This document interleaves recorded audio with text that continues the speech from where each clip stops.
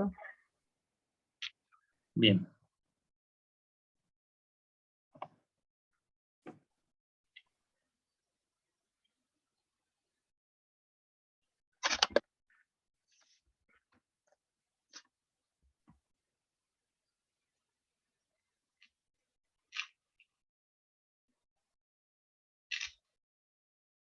Bueno, hola, buenas tardes a todos. Bueno, hoy si bien es horario de práctica, vamos a dar teoría, las últimas 2 clases teóricas, hoy y mañana. Mañana de 18 a 20, bueno, ahora en este que es el horario de práctica, y vamos a desarrollar el tema de monotributo. Antes, un aviso parroquial, que después ya lo vamos a repetir de nuevo, y es que la clase de consulta de mañana no va a ser de 14 a 16, sino que va a ser de 20 a 22 horas, ¿sí? Y en la plataforma ya tienen el link de cuál es el link de acceso para la clase de consulta, ¿sí? Así es. Bueno, yo veo que están todas figuritas y todo nadie presencial. Me imagino que no estoy hablando al aire, ¿sí? Así que bueno, como les decía, hoy y mañana vamos a ver el tema monotributo. Es un tema bastante complejo. Si lo quisiéramos desarrollar analizando el texto legal, el decreto reglamentario, la resolución complementaria y todo, necesitaríamos fácilmente, en vez de 4 horas, fácilmente 15 horas más o menos. Es un tema bastante complejo. Con lo cual les pido que me den la licencia de no leer las normas, salvo que sea necesario recurrir a ellas. O sea, dicho en otras palabras, que me crean lo que les voy diciendo, ¿sí? De todos modos, voy a compartir ahora material y después este material lo van a tener ustedes en la plataforma, ¿sí? Han habido cambios en relación al material del año pasado. No sé si es que estará el del año pasado, creo que no está habilitado, pero han habido cambios. Epa. ¿Se ve o no se ve ahí? Sí se ve, contadora. Sí se ve. Ah, porque me sale acá un cartelito que dice su función de compartir las pantallas y está en pausa. No le... Bien, bueno, mientras me vean, no hay problema. Bueno, ¿de qué estamos hablando? Vamos a hablar del régimen simplificado para pequeños contribuyentes. Algo ya han hablado ustedes o han tenido alguna referencia cuando vieron el impuesto a las actividades económicas.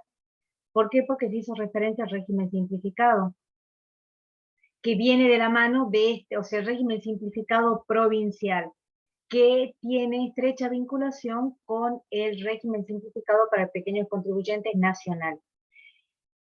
Vieron ustedes que en las flores, en las plantas, en los animales tenemos un nombre científico y el nombre común. Bueno, acá con esto pasa lo mismo. El nombre científico es régimen simplificado para pequeños contribuyentes. El nombre común sería monotributo. Inclusive, más de una vez, en vez de decirle monotributo, le decimos directamente el mono, que no es un impuesto al mono, sino que viene de mono, único tributo, un solo impuesto. Es decir, se hace un pago que comprende más de un impuesto.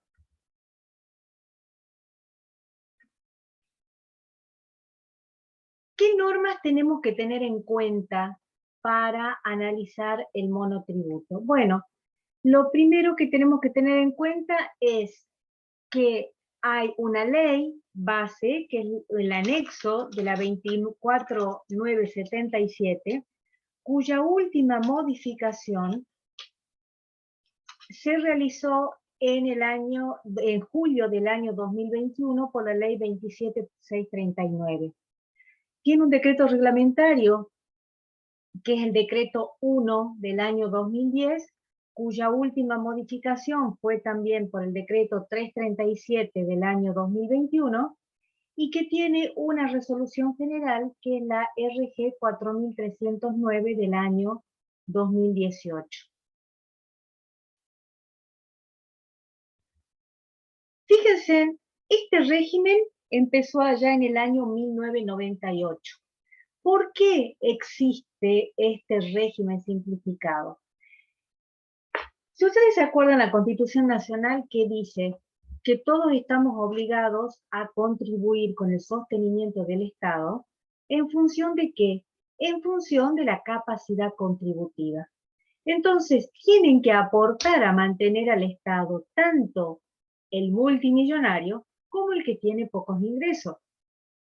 Y el que tiene poco ingreso, obviamente que contribuye en un importe, no tiene tanta capacidad contributiva. Entonces, una de las preocupaciones de las administraciones tributarias es cómo hacer que esos pequeños contribuyentes paguen el impuesto, contribuyan, pero que el costo de la fiscalización de ese pago no sea, digamos, contraproducente, es decir, que no sea más caro controlar que lo que se recauda. Y fíjense que, bueno, así es como nació en el año 1998 este régimen simplificado. Si vamos nosotros un poco en la historia del IVA, cuando yo estudiaba impuestos en el año, la cursé a haber cursado en el año 85, existía un régimen simplificado, pero que no tiene nada que ver con esto. Después se dejó sin efecto el régimen simplificado y empezó el régimen de responsable no inscripto. En el año 98 desaparecieron algunos responsables no inscriptos que pasaron a ser monotributistas, y después finalmente en el 2000, creo que fue una cosa así, desaparecieron todos los responsables no inscriptos y pasaron a ser todos esos pequeños contribuyentes monotributistas. Y fíjense en qué decía en aquel momento, si uno analiza el trámite parlamentario. Profe, Sí, una consulta. ¿Usted está pasando las filminas? Porque nosotros vemos la 1 nada más. estoy en la... A ver, esperen que voy a dejar de compartir y voy a volver a compartir, porque no sé por qué me salía eso.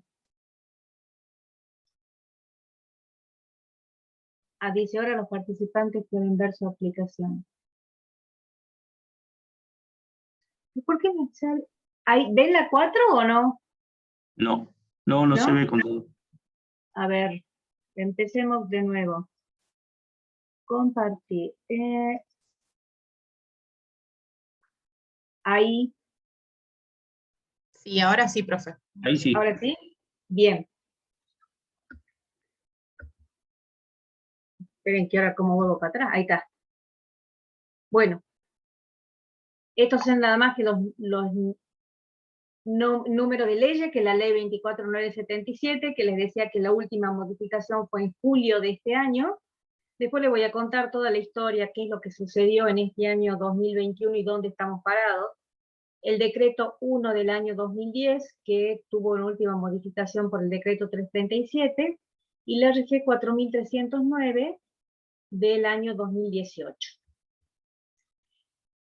Bueno, cuando se presentó este proyecto de ley de régimen del monotributo, que es muy diferente al que hoy existe, es distinto, pero bueno, allá en el año 98, fíjense en lo que dijeron. Dice, de este modo, habremos simplificado la tarea del organismo recaudador. Piensen que estamos hablando del año 97 aproximadamente, ¿sí? Porque esto empezó en el 98, entonces estamos hablando del año 97. Tomando en cuenta nada más que los formularios, se advierte que entre las presentaciones de IVA, de aportes patronales, de ganancias y de autónomos, el organismo recaudador está recibiendo casi 80 millones de planillas. Piensen que en ese momento no existía la informatización, sino que se hacían comprobantes, formularios en soporte papel y se presentaban en mostrador de la AFIP. Nosotros queríamos facilitar a quienes se acogieran a este régimen simplificado muchos trámites y presentaciones que consideramos innecesarios, permitiendo, además, a quienes tienen como profesión llevar los números de las empresas y de todo el universo que pretendíamos abarcar, que se pudieran dedicar más holgadamente al asesoramiento de temas financieros o en otro tipo de aspectos que hicieran una mejor evolución de la actividad. ¿Cuál fue la intención con el monotributo? Bueno, la intención fue de hacer algo sencillo, ¿sí? Fíjense cuán sencillo es el régimen, que desde que nació en el año 98, fíjense en todas las modificaciones que han habido. ¿La ven esta pantalla 5, no? Sí, se ve. Perfecto, bien. Fíjense que nació con ley 24.977. El régimen era distinto al que vemos hoy. Era más sencillo, pero también era posiblemente más inequitativo. Después se modificó a partir del año 2004 por la ley 25.865, y en ese momento el eslogan del fisco era que era un régimen fácil, muy fácil. Es más, decían, usted no necesita un contador, puede hacerlo usted mismo, ¿para qué quiere pagar un contador? ¿Sí? Ahí se empezó a complicar ya un poco este régimen simplificado. En el año 2009 se volvió a modificar el régimen y es el que más o menos conocemos, digamos, con el alcance que tenemos hoy. Fíjense en que es el mismo decreto que sigue vigente, el decreto 1 del año 2010. En el año 2016 únicamente se incrementaron los valores. A través de la ley 27.430 tuvo una importante modificación en el régimen del monotributo, que es prácticamente el que hoy tenemos, y después, por problemas que les voy a contar más adelante, fíjense en que por ley 27.618 se modificó el régimen y se tuvo que volver a modificar por ley 27.639, con una diferencia de 2 meses. No, perdón, 3 meses. La 27.618 es del 21 de abril, la 27.639 es del 22 de julio. Este año 2021 y el régimen del monotributo es bastante caótico. En este momento estamos en un régimen de transición que no lo vamos a analizar, que después les voy a comentar por qué existe este régimen de transición, pero como es nada más que hasta diciembre del 2019, diciembre del 2021, y consecuencia también de la pandemia, no lo vamos a ver. Vamos a ver qué es lo que sucede a partir del año 2022. Y yo digo que con el régimen simplificado para pequeños contribuyentes, no es monotributista quien quiere, sino quien puede. Y fíjense que ahí el pobre perrito se rasca la cabeza, porque es verdad, porque esto que pretendieron decir que es un régimen simple, muy simple, les puedo asegurar que de simplificado no tiene nada. Y yo hace años vengo diciendo que si existiera la palabra complificado, es un régimen sumamente complificado, ¿sí? ¿Por qué? Porque el monotributo tiene 3 problemas, nada más que 3. Tiene problemas para poder ser monotributista, o sea, para entrar, tiene problemas para permanecer y tiene problemas para salir del régimen. Casi nada, ¿sí? Bueno, ¿y de qué estamos hablando cuando estamos hablando de este régimen simplificado para pequeños contribuyentes? Está definido en el artículo 1 del anexo de la ley 24.977. Les pido una licencia. Para no decir anexo de la ley 24977, me voy a referir directamente a la ley. Pero en realidad la ley 24977 lo que tiene es un anexo donde está todo el régimen simplificado. Pero cuando hablemos de la ley 24977 o anexo de la ley, es exactamente lo mismo. Y fíjense que el artículo 1 del anexo dice que se establece un régimen tributario integrado y simplificado relativo a los impuestos a las ganancias, al valor agregado y al sistema previsional destinado a los pequeños contribuyentes. Quiere decir entonces que lo primero que tenemos que decir que es un régimen integrado, que es lo que abarca ganancias e IVA, y también tiene vinculación con el sistema previsional, ¿sí? Por eso es que decimos que el monotributo tiene dos componentes, un componente impositivo y un componente previsional. Ese componente previsional incluye también obra social, y desde el punto de vista previsional, lo que hace es reemplazar el aporte de autónomos. Este régimen simplificado para pequeños contribuyentes, en definitiva, lo que consiste es en el pago mensual de esos dos componentes, el impositivo y el previsional. Anticipo que el previsional no están obligados a pagarlo todos los contribuyentes adheridos al régimen, sino que hay toda una serie de sujetos que pueden no ingresar el componente previsional, sino solamente el impositivo. Y entonces, ¿qué impuestos comprende? Bueno, el mismo anexo dice, el artículo 6º, que sustituye el pago del impuesto a las ganancias y del impuesto al valor agregado.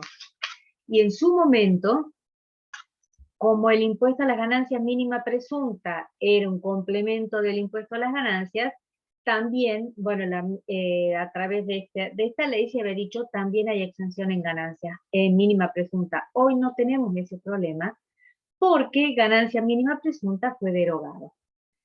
Entonces, este régimen simplificado, el monotributo, abarca dos impuestos nada más, ganancias e impuesto al valor agregado.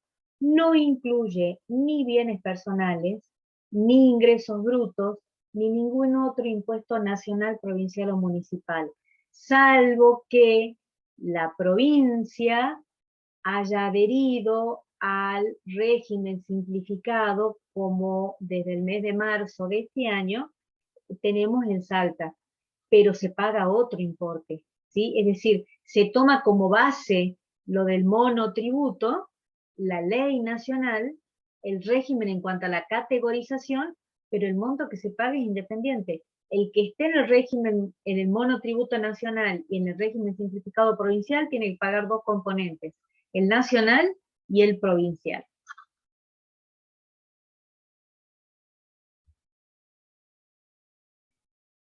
Y a su vez, este régimen tiene dos grandes aperturas. Por un lado, la venta de cosas muebles, y por otro lado, locaciones y prestaciones de servicios y o ejecuciones de obras, y que incluye también a la actividad primaria. ¿Y por qué es importante identificar qué actividad se realiza? Porque dependiendo de la actividad que se realice, son los requisitos que se tienen que cumplir para poder entrar dentro del régimen simplificado, es decir, para entrar dentro del monotributo. Y entonces empecemos a analizar dentro del monotributo quiénes pueden ser monotributistas. ¿Se acuerdan lo que decía el perrito? Que decía, no es monotributista quien quiere, sino quien puede. Bueno, la primera restricción o lo primero que tenemos que analizar es quiénes pueden ser monotributistas. Y los monotributistas van a poder ser monotributistas únicamente personas humanas, sucesiones indivisas, continuadoras de personas humanas monotributistas, pero tiene una limitación temporal que ya la vamos a ver enseguidita. Quiere decir que si había una persona que era inscripto en el IVA y fallece, la sucesión no puede ser monotributista, sino que solamente puede ser monotributista la sucesión indivisa, pero continuadora de personas humanas monotributistas. Y también las personas humanas integrantes de cooperativas de trabajo con limitaciones, pero, con algunas limitaciones que vamos a ver después, pero además tienen que reunir todos los demás requisitos exigidos. Es decir, desde el punto de vista subjetivo, entonces solamente son personas humanas, sucesiones indivisas con una limitación temporal y personas humanas integrantes de cooperativas de trabajo, pero con ciertas limitaciones. A partir del 1 de junio del 2018, esto fue una importante modificación que se hizo a través de la 27430. ¿Se acuerdan? La 27430 fue la reforma grande de impuesto a las ganancias y del impuesto a valor agregado de diciembre del 2017. ¿Se acuerdan, no? Bueno, también modificó el monotributo y a partir de junio del 2018, las simples sociedades, ex sociedades de hecho, no pueden encuadrar en el régimen simplificado. Hasta el 31 de mayo del 2018, una sociedad de hecho podía ser monotributista, siempre y cuando tuviera hasta 3 socios, ¿sí? Y que, bueno, y reuniera es decir, que tuviera hasta 3 socios y que cada socio a su vez pueda ser monotributista. Pero ahora, a partir del 1 de junio del 2018, ya las simples sociedades, las ex sociedades de hecho, ya no pueden encuadrar en el régimen simplificado, sino que tienen que ser responsables inscritos en el IVA, los socios tienen que tributar ganancias por las rentas, y a su vez también tienen que pagar autónomos, ¿sí? O sea que quedaron fuera del régimen del monotributo. Y había un problema en la ley, mejor dicho, la ley omitió, el régimen vigente antes había omitido decir qué es lo que pasa con los condominios. Y entonces el decreto, digamos, el régimen anterior lo que decía era que en el caso de los condominios se aplicaban las mismas normas que para las simples sociedades. Pero si las simples sociedades quedaron fuera del régimen, ¿qué pasa con las locaciones de inmuebles y de muebles en condominio?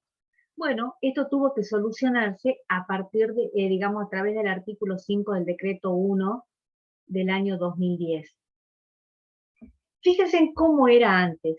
Hasta el 31 de mayo del año 2018, el condominio era contribuyente, podía ser monotributista el condominio como sujeto, por así decirlo, ¿sí? Pero a partir del 1 de junio del año 2018, cada condomino va a poder adherir en forma individual al régimen si reúnen los requisitos para ser monotributista, y todos los condóminos deben ser monotributistas. Supongamos, un ejemplo, que el contador Bertorello y yo somos condóminos en un inmueble, ¿sí? Tenemos un condominio Campastro Bertorello, ¿sí? Bueno, hasta el 31 de mayo del 2018, el sujeto del impuesto o el sujeto monotributista era condominio Campastro Bertorello, ¿sí? A partir del 1 de junio del año 2018, desapareció ese condominio sujeto monotributista Campastro Bertorello y Miriam Campastro pasó a ser condómina, o sea, de manera individual adherirse al monotributo por la locación del inmueble, el contador Bertorello también. ¿Para qué? Para que cada uno toma como ingresos lo que genere ese condominio. pero uno de los requisitos es que todos los condóminos deben ser monotributistas. De manera tal que si de pronto en ese condominio yo no soy monotributista porque opto por ser responsable inscripto, bueno, entonces necesariamente, es decir, ya ese condominio no puede ser, digamos, ese ingreso por alquileres no puede entrar dentro del régimen del monotributo, ¿sí?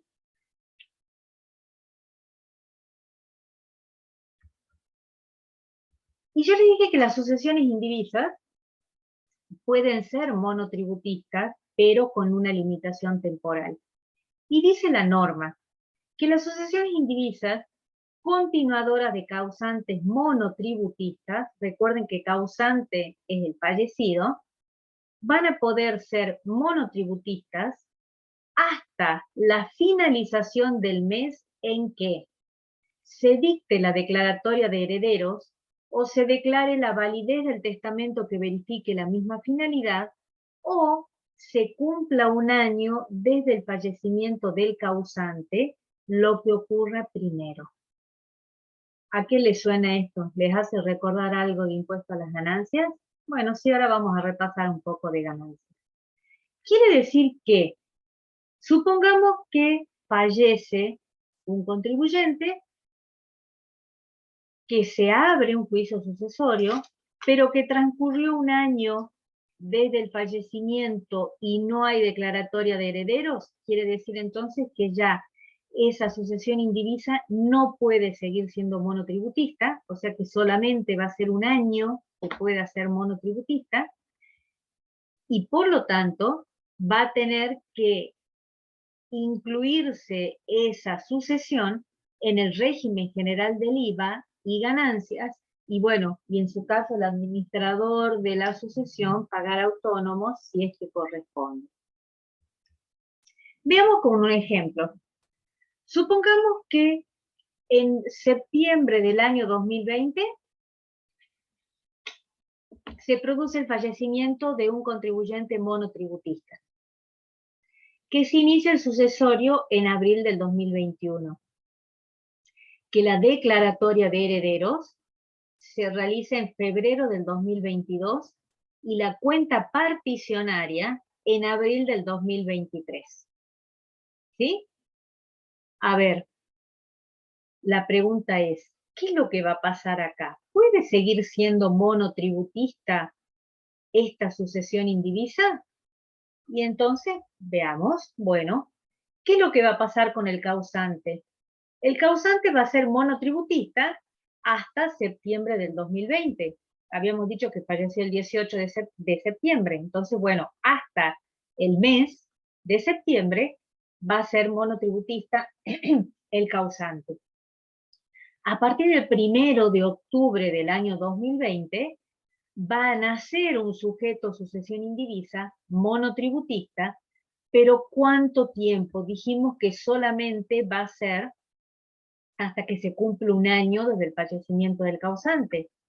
Por lo tanto, va a poder ser monotributista la sucesión indivisa desde el 1 de octubre del 2020 hasta el 30 de septiembre del 2021, por cumplirse un año desde el fallecimiento. ¿Hasta acá cómo vamos? ¿Bien? Y a partir del 1 de octubre del 2021, ¿qué hacemos? Supongan que este es un cliente que tienen ustedes y les preguntan, ¿y qué hago acá? ¿Sí? Bueno, acá tenemos, a partir del 1 de octubre del año 2021, vamos a tener que analizar bajo las normas de impuesto a las ganancias, por un lado, y bajo las normas del impuesto al valor agregado otro, o digamos por otro lado. Entonces recordemos, ¿qué nos decían las normas de impuesto a las ganancias? ¿Se acuerda que las normas nos decían que desde el día siguiente que se produce el fallecimiento hasta la fecha de la declaratoria de herederos, la sucesión indivisa es contribuyente del impuesto a las ganancias, teniendo derecho, teniendo todos los mismos derechos y obligaciones que tenía el causante? ¿Se acuerdan? Entonces, Si en este ejemplo nosotros dijimos que la declaratoria era en febrero del 2022, quiere decir que desde el 1 de octubre del 2021 hasta el 18 de febrero del 2022, la sucesión indivisa es contribuyente en el impuesto a las ganancias. Pero producida la declaratoria de herederos, ¿se acuerdan qué sucedía después? Venía el periodo de, bueno, que llamamos de la declaratoria. ¿Qué decía la ley de impuesto a las ganancias? Que cada heredero tiene que incorporar en su declaración jurada las rentas que se obtienen a partir de la declaratoria de herederos en función de su vocación hereditaria. ¿Se acuerdan? ¿Y eso hasta cuándo va a suceder? Hasta que se ponen de acuerdo en cómo distribuir los bienes. Esa fecha se llamaba la fecha de la cuenta particionaria. Entonces, desde que la fecha de la declaratoria, o sea, 19 de febrero, perdón, aquí es 2022, hasta el 20 de abril del 2023, que fue la fecha de la cuenta particionaria, ahí cada heredero va a tener que incorporar en su declaración jurada de impuesto a las ganancias las rentas que vengan de esa sucesión. Y a partir del 20 de abril del 2023, como ya se sabe qué bien le toca a cada uno, bueno, cada heredero va a incorporar las rentas generadas por el bien que le ha sido adjudicado. Esta pantalla, en definitiva, no es más que aplicar las normas de impuesto a las ganancias. ¿Y qué es lo que nos sucede en el impuesto a valor agregado?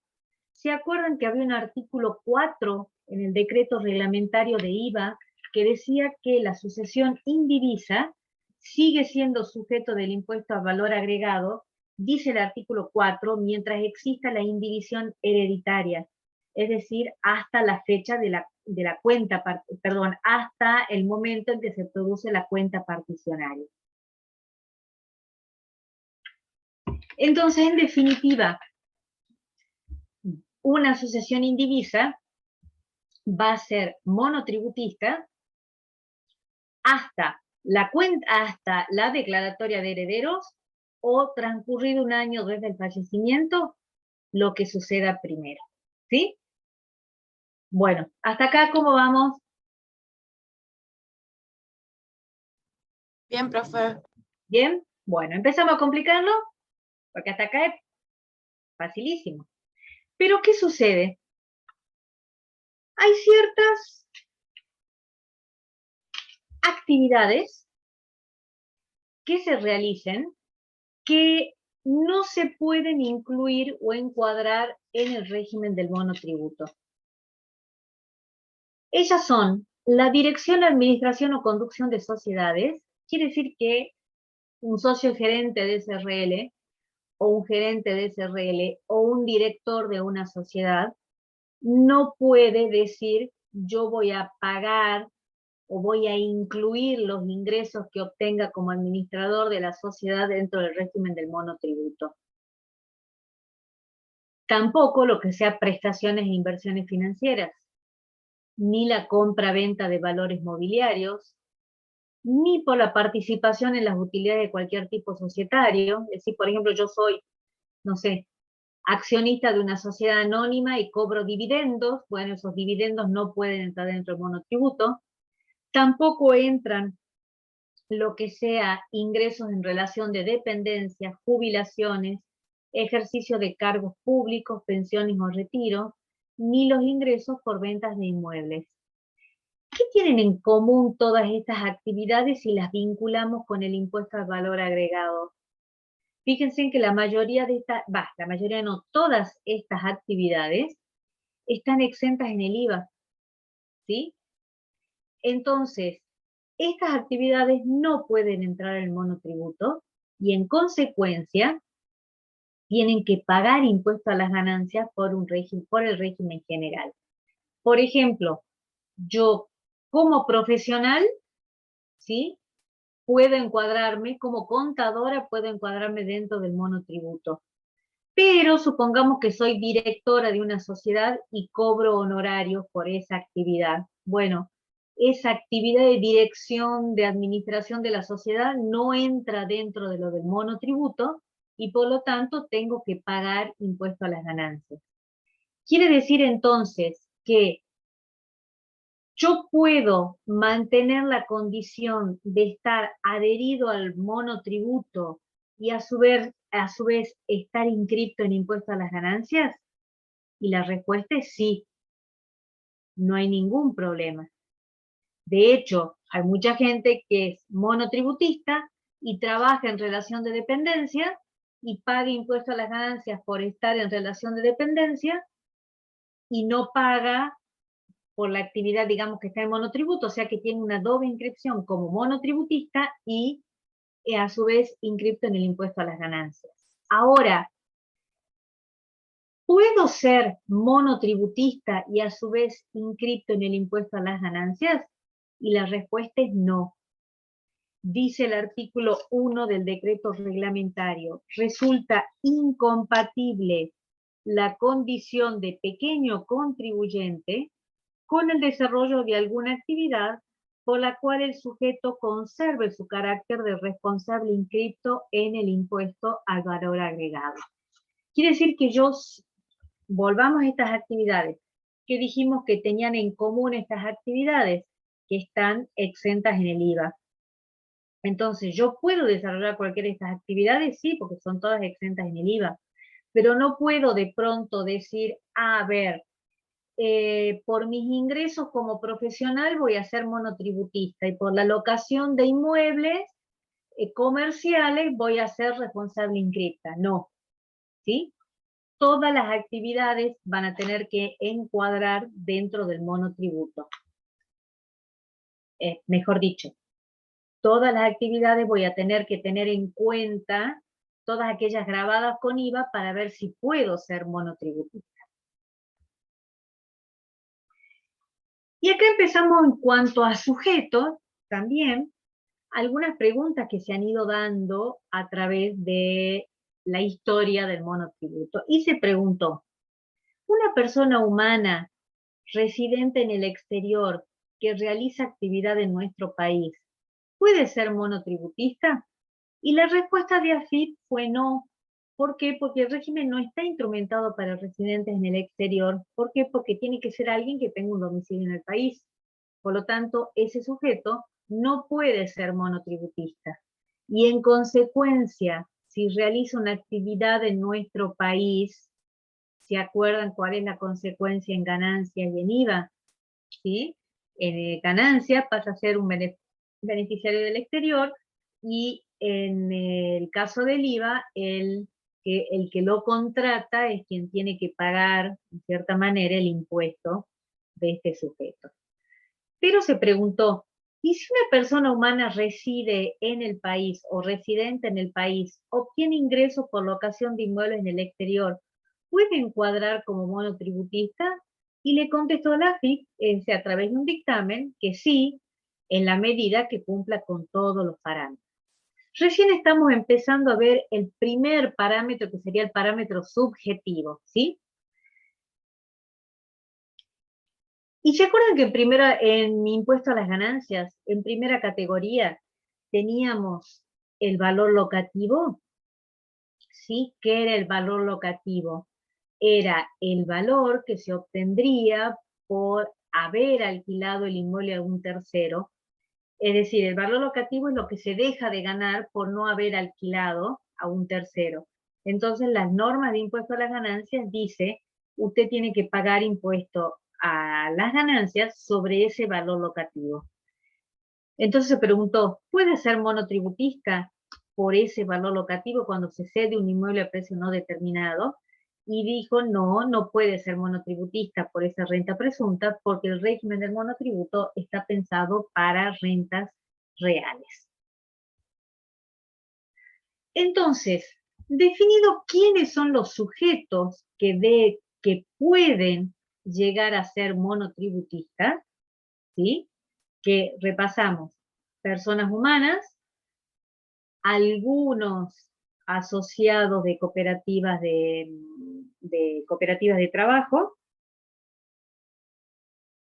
y las sucesiones indivisas con la limitación temporal que mencionamos, vamos a ver ahora qué otros parámetros hay que tener en cuenta para encuadrar en el régimen simplificado. Y recordemos siempre lo de las primeras pantallas. No es monotributista quien quiere, sino quien puede. ¿Y por qué decimos esto? Porque fíjense en qué parámetros hay que tener en cuenta. Y empiecen a ver lo que, es decir, recordemos lo que dijo el legislador en aquel momento, en el 98, que vamos a tratar de hacer un régimen simple. Y recordemos también que no es monotributista quien quiere, sino quien puede. Porque ¿qué parámetros tienen que ser tenidos en cuenta? Para todo aquel sujeto que pretenda ser monotributista, tiene limitaciones en cuanto a las actividades o fuentes de ingresos, en cuanto a un parámetro ingresos brutos, un parámetro superficie afectada a la actividad, parámetro consumo de energía eléctrica, parámetro alquileres devengados, tiene restricciones en cuanto a la importación de bienes o servicios, y si se trata de venta de cosas muebles, además de todos estos aspectos a ser tenidos en cuenta, también sus ventas unitarias no pueden superar un precio máximo. Y por suerte, a partir del 1 de junio del 2018, se derogó la obligatoriedad de tener una cantidad mínima de personal, porque antes, para estar en las categorías más altas de venta de cosas muebles, necesariamente había que tener una determinada cantidad de personal que a partir de junio del 2018 ya no existe. Entonces empecemos a analizar cada uno de estos parámetros. Hay que tener en cuenta que para poder ser monotributista hay que hacer un checklist y cumplir con todos los parámetros a la vez. Es decir, hay que cumplir con el parámetro de actividad de fuentes de ingreso, con el parámetro de ingresos brutos, con el parámetro de superficie, con el consumo de energía, con los alquileres, con la restricción a la importación de bienes o servicios, y si se trata de venta de cosas muebles, con el precio unitario máximo. ¿Sí? Entonces, bueno, entremos a analizar cada uno de esos parámetros. ¿Vamos bien? ¿Nos puede empezar a marear a partir de ahora? Veamos el parámetro de ingresos o fuentes de ingresos.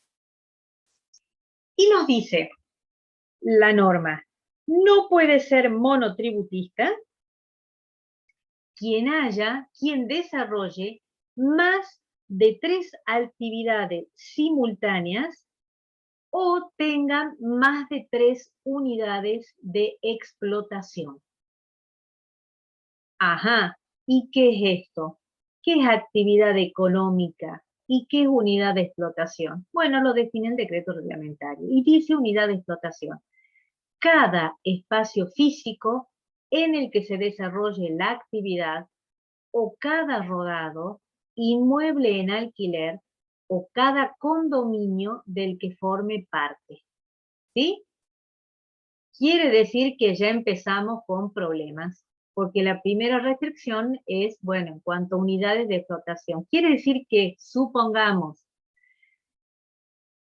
un monotributista que tiene 4 sucursales o 4 locales, puede ser, es decir, un sujeto que pretenda ser monotributista y tenga 4 sucursales, ¿puede encuadrar dentro del régimen? Y la respuesta es no, porque superan las 3.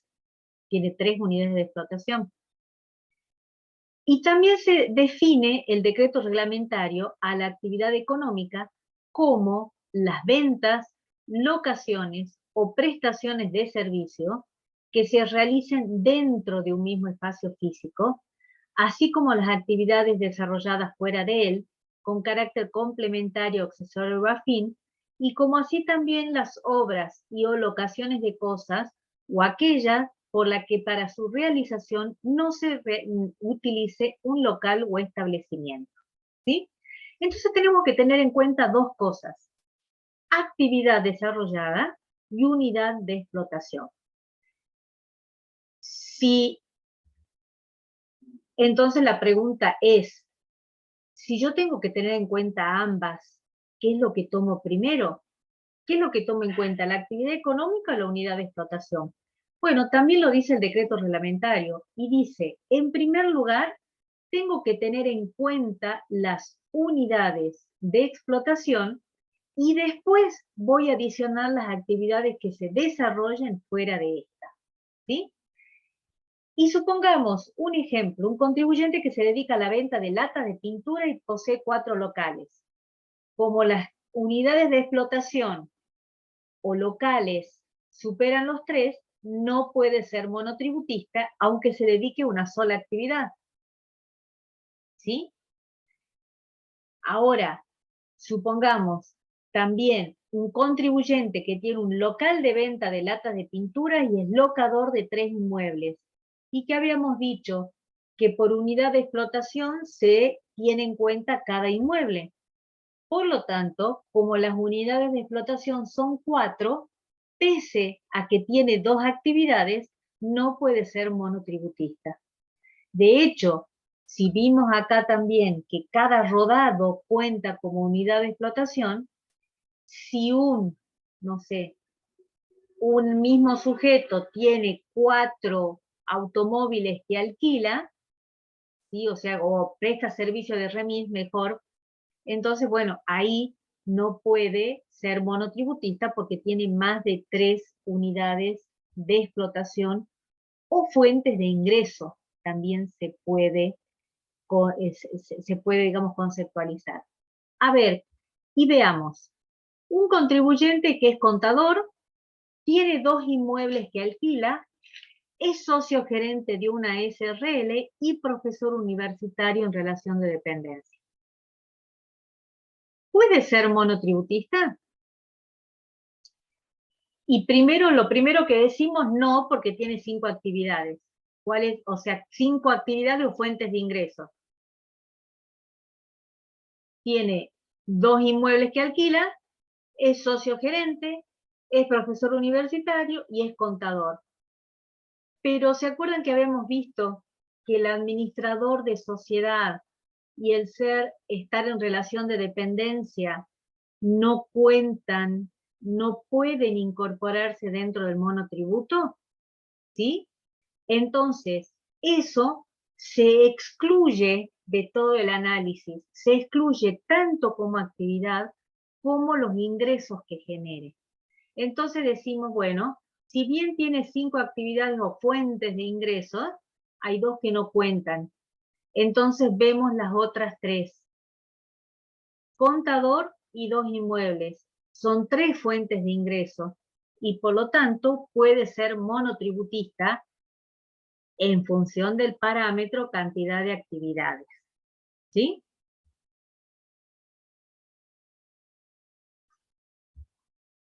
Y fíjense que se le preguntó a la AFIP, hay un contribuyente que tiene un local y que después desea abrir otro local en el que va a desarrollar 3 actividades. ¿Puede seguir siendo monotributista? ¿Y qué le contestó la AFIP? La AFIP dijo, primero, se deben sumar las unidades de explotación y luego las actividades económicas desarrolladas. En este caso hay 2 unidades de explotación, o sea, 2 locales o establecimientos, o sea, 2 fuentes de ingresos, motivo por el cual puede seguir siendo monotributista. ¿Sí? ¿Se acuerdan que habíamos visto primero unidades de explotación y después actividades desarrolladas?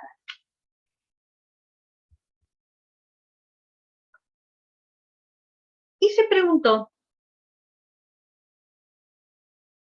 vinculado con esto, en el caso de los profesionales, ¿qué tengo que tener en cuenta en cuanto a cantidad de actividades? la matrícula o los títulos. Y se preguntaba en ese caso de un contador que a su vez era licenciado en administración. Entonces les dijeron, le contestó en esta reunión de grupo de enlace, allá en el año 2005, que hay que tener en cuenta matrícula y no título. Entonces dijo, en ese caso, contador y licenciado, ¿sí?, cuenta como una sola actividad. Yo no sé cómo será la matrícula en el Consejo de CABA, pero acá uno tiene una matrícula como contador y otra matrícula como licenciado, con lo cual tengo mis dudas si no contarían como dos actividades. Ahora, de hecho, hay muchos colegas que siendo contadores también son abogados, ¿sí? Y están matriculados en dos colegios distintos. Bueno, en ese caso cuentan como dos actividades, ¿sí? Se consultó también qué es lo que pasa con el alojamiento en cabañas. Si se presta el servicio de alojamiento en cabañas, ¿tengo que tomar cada cabaña como una fuente de ingreso, una unidad de explotación? ¿O es todo el conjunto actividad hotelera? Y en ese dictamen 7 del año 2005 lo que se contestó es, si usted está prestando un servicio de hotelería a través del alojamiento de las personas en cabañas, es decir, que usted le está prestando un servicio de limpieza, no sé, cambio de toallas, inclusive puede ser desayuno, es decir, usted está prestando un servicio de hotelería. Entonces, ahí va a contar todo el complejo como una sola unidad de explotación. Pero si usted alquila cada una de las cabañas de manera independiente, como si fuera un tipo locación de inmueble, o sea que se las alquila sin ningún otro tipo de servicio, entonces, en ese caso, va a tener que considerar cada cabaña como una unidad de explotación. Y se preguntó entonces, ¿y el alquiler de bicicletas qué hago? ¿Tengo que tomar cada bicicleta? Y dijo, no, la actividad que se desarrolla es alquiler de bicicletas, ¿sí? Entonces, ahí en ese caso, no interesa la cantidad de bicicletas que usted esté explotando o alquilando, sino que su fuente de ingreso es el alquiler de bicicletas. En cambio, como el artículo 17 del decreto dice que cada inmueble o automóvil cuenta como una unidad de explotación, ahí sí hay que tener en cuenta, digamos, cada inmueble. Quiere decir que si se tienen más de 3 inmuebles alquilando, no puede ser monotributista. Y se consultó también el caso del arrendamiento de 5 parcelas de manera conjunta a un mismo locatario. Entonces dice, bueno, son 5 parcelas con catastros distintos, pero que forman toda una sola unidad. Y a su vez el locatario es una misma persona. Por lo tanto, es una sola fuente de ingresos y debe contar como una sola unidad de explotación.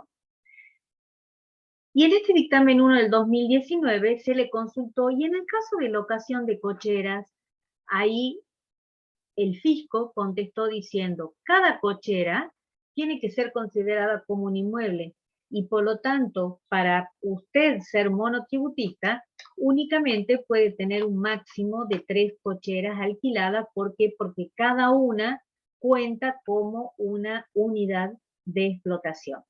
¿Sí?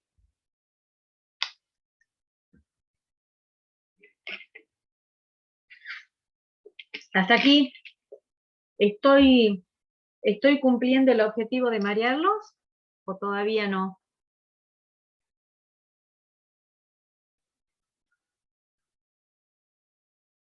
Bueno, ¿o están dormidos? ¿O del buenas noches hasta ahora estamos mal? También se preguntó en estos casos, bueno, estas actividades, ¿qué son? ¿Cómo debo tomarlas? ¿Como venta o como locación? ¿Por qué? Porque después nos sirve para el parámetro de ingresos. Actividad primaria, el mismo decreto reglamentario dice que hay que tratarlo como venta de cosas muebles. En el caso de fabricación de bienes, hay que considerar que se trata de venta de cosas muebles cuando se trata de fabricación de cosas en serie. Pero si se trata de una elaboración por encargo, ahí se trata de una locación de obra, o sea, un servicio, ¿sí? Por ejemplo, si yo voy a una carpintería y digo, quiero que me hagan una mesa de estas características, eso es una elaboración por encargo. Pero si voy a esa carpintería y le digo, deme esa mesa que tiene ahí, eso es venta de cosas muebles. En el caso del restaurante, es prestación de servicio. Lo mismo, es decir, no es venta de cosas muebles, sino prestación de servicio. Lo mismo que las agencias de loterías. Y en el caso de las heladerías, que creo que alguna vez se lo he mencionado, bueno, las heladerías se considera que es venta de cosas muebles. Salvo que, mi opinión, que yo me siente en la heladería y me sirvan, me vengan a servir, con lo cual sería el mismo servicio que se presta en un restaurante, ¿sí? Pero si lo que yo hago es ir al mostrador, buscar el cucurucho y sentarme en una mesa, bueno, ahí la heladería lo que está haciendo es venta de cosas muebles. Dice, si en un inmueble tengo varias piezas para alquilar, ¿se cuenta cada pieza como unidad de explotación? Y yo entiendo que sí porque es,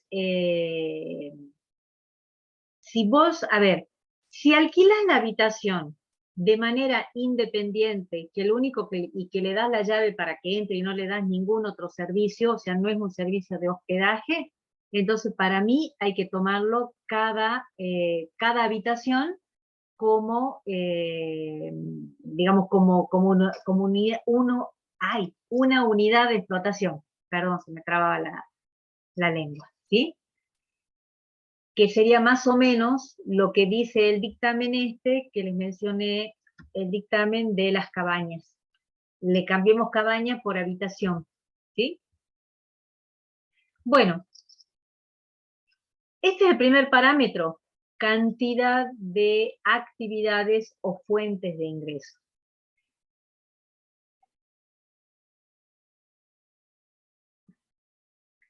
¿Una playa de estacionamiento sería lo mismo que alquiler de cocheras? Para mí no. ¿Por qué?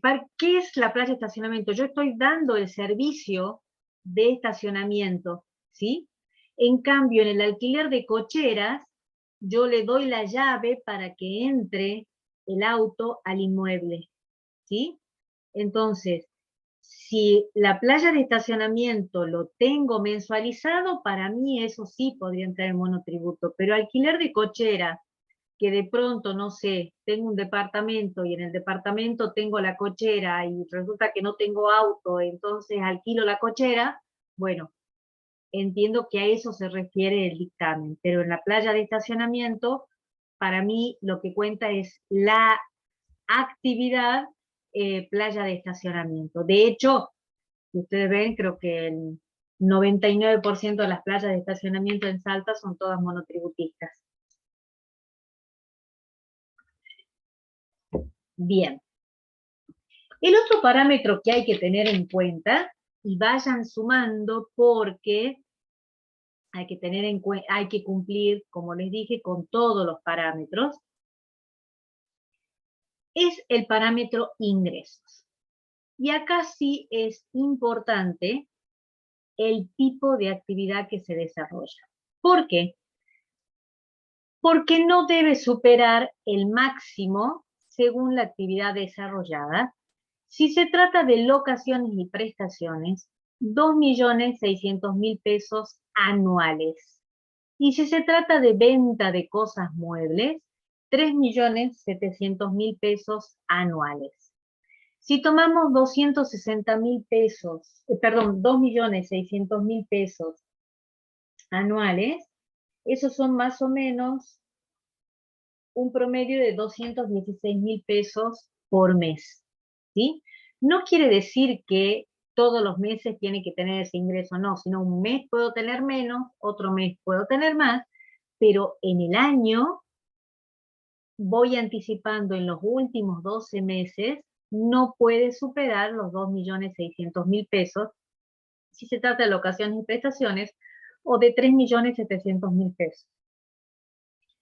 Y aquí es donde viene un poco, les voy a contar la historia de lo que sucedió en el año 2021. De acuerdo al artículo 52 del anexo, fíjense que esta fue una modificación del 2017.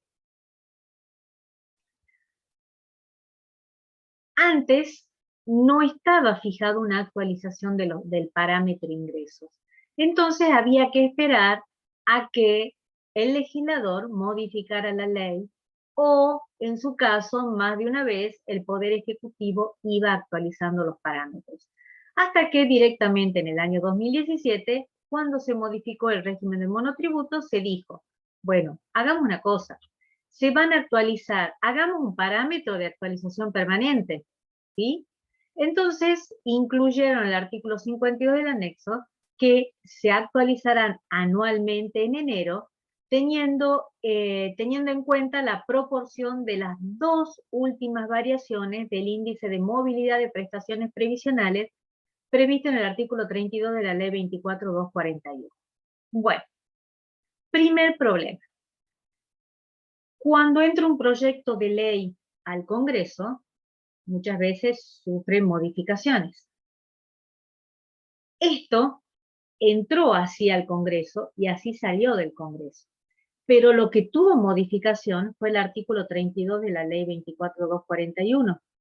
¿Por qué? Porque el régimen de aumento de las jubilaciones era una actualización semestral. Se daban actualización de las jubilaciones de manera semestral. Quiere decir que en el año habían 2 actualizaciones de jubilación. Entonces, ¿cuál fue la intención? Decir, bueno, aumentemos los tramos del monotributo en función del aumento de la jubilación. Perfecto, solucionamos un problema.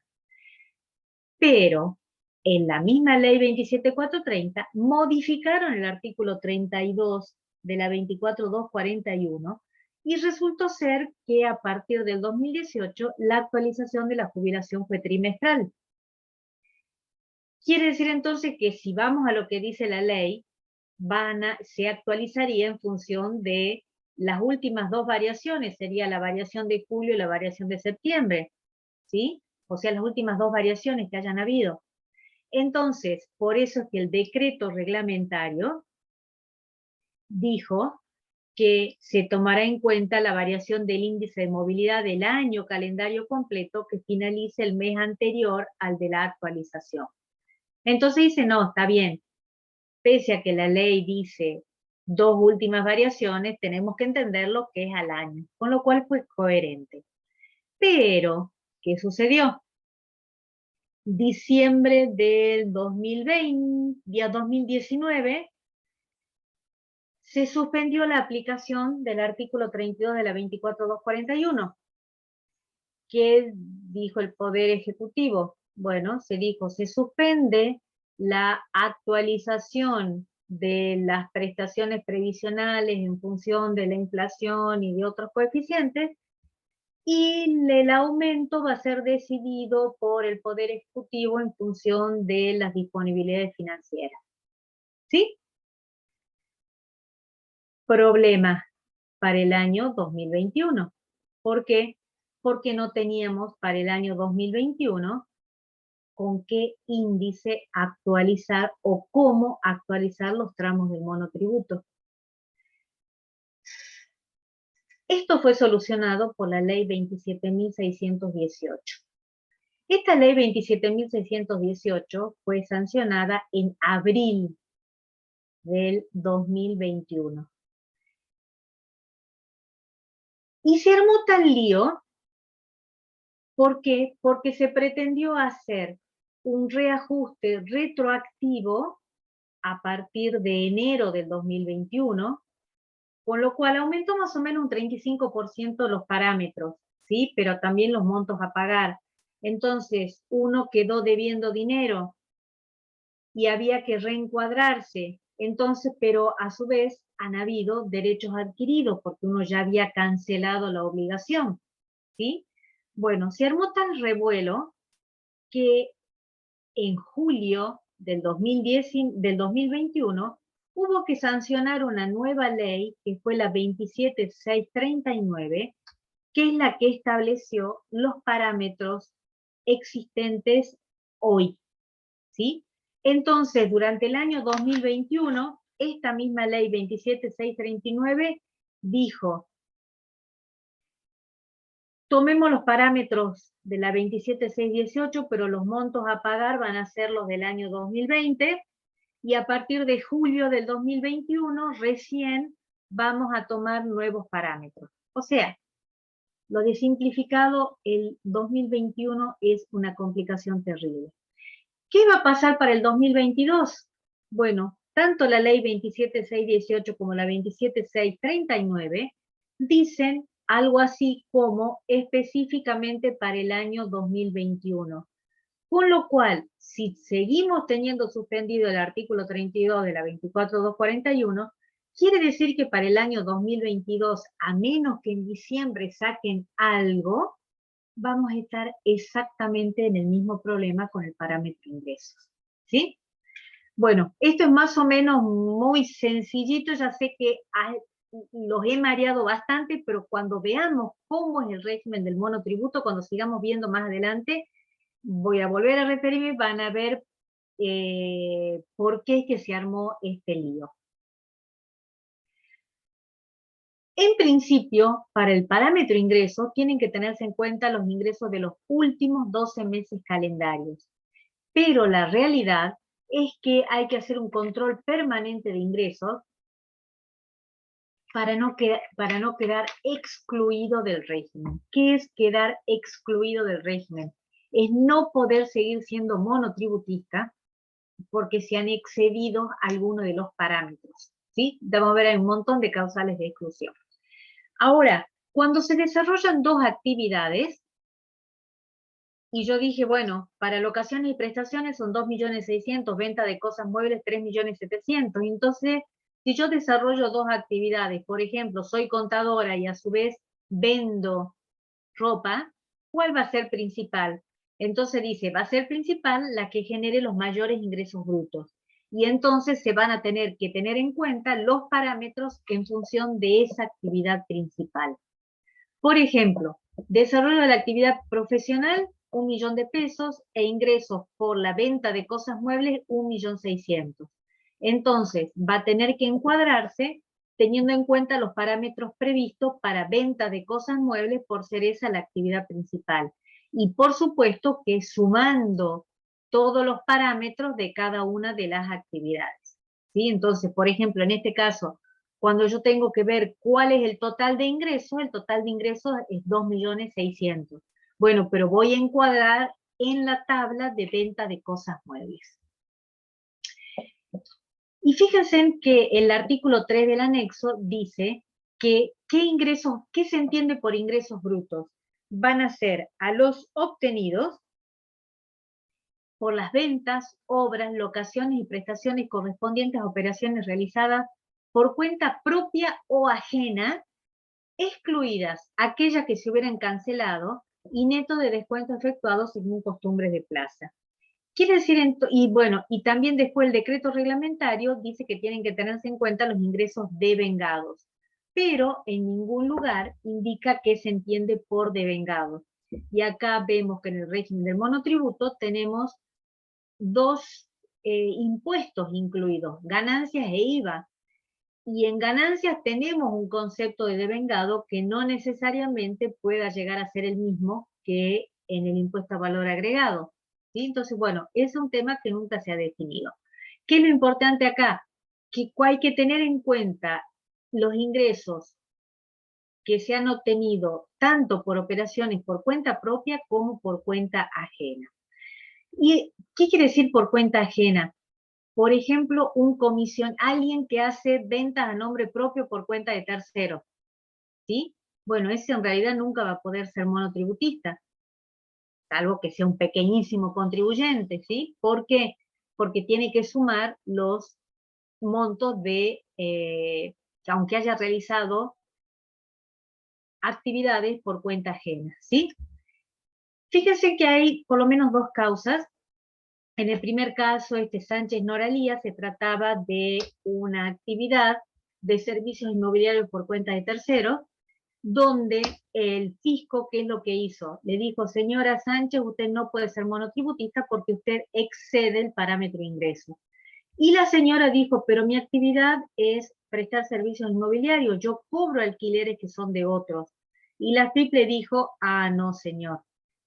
Usted acá, como el artículo 3 del anexo dice por cuenta propia o ajena, usted tiene que tener en cuenta eso. Bueno, el fallo de la Cámara le dijo que deben tomarse solamente los ingresos de sus comisiones, honorarios y no los alquileres por cuenta de terceros, lo cual es lógico. Y bueno, en el caso de Cantarelli, es más o menos lo mismo. Ustedes saben que los escribanos reciben fondos de terceros para hacer pagos de las escrituras que ellos confeccionan. Entonces, bueno, acá también le habían sacado del monotributo por los ingresos, y ella decía, no son ingresos míos, son gastos, y lo que consiguió esta escribana es que le otorguen una medida cautelar, pero no han ido a la cuestión de fondo todavía. Ahora, en ese parámetro ingresos brutos, no se va a incluir el impuesto interno al cigarrillo, el impuesto adicional de emergencia sobre los cigarrillos, el impuesto sobre los combustibles líquidos y dióxido de carbono, no se incluye la venta de bienes de uso, y los define a los bienes de uso como tengan una vida útil superior a 2 años, y siempre que hayan permanecido en el patrimonio del monotributista por lo menos 12 meses desde la habilitación. Y bueno, lo que ya hablamos de las ventas por cuenta de terceros. No se van a, habíamos dicho que hay una serie de actividades que no se tenían en cuenta. Entonces, si no se tienen en cuenta las actividades, tampoco se tienen en cuenta los ingresos que generan esas actividades. ¿Cuáles eran?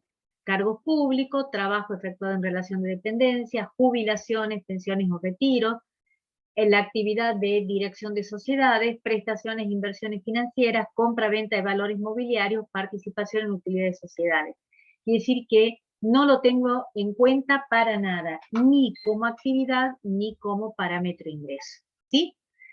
Pero acá no termina, porque bueno, ya vimos cantidad de actividades y parámetro de ingreso. También tengo que tener en cuenta el parámetro superficie afectada a la actividad. Y fíjense que la superficie máxima admitida son 200 metros cuadrados. ¿Y qué se entiende como superficie afectada a la actividad? La superficie destinada al desarrollo de la actividad, con excepción de aquella construida o descubierta en la que no se realice la misma. Y dice depósitos, jardines, estacionamiento, acceso a los locales, etc. ¿Sí? Pero hay una serie de actividades en las cuales no se tiene en cuenta el parámetro superficie, que son en general actividades en las cuales demanda gran cantidad de espacio. Por ejemplo, playa de estacionamiento, garajes y lavaderos de automóviles, servicios de prácticas deportivas, servicios de diversión y esparcimiento, alojamiento, excepto alojamientos por hora, explotación de carpas, tordos, sombrillas y afines en playas o balnearios, servicios de campos y guarderías náuticas, servicios de enseñanza, jardines de infantes, guarderías y similares, geriátricos y hogares de ancianos, reparación, mantenimiento, conservación e instalación de equipos, accesorios relativos a rodados, parques y componentes, depósito y resguardo de cosas muebles y, por suerte, locaciones de bienes inmuebles. ¿Sí? Entonces, hay que tener en cuenta el parámetro superficie, pero no para estas actividades. Fíjense que dice que no se tiene en cuenta la superficie construido o descubierta en la que no se realice la actividad.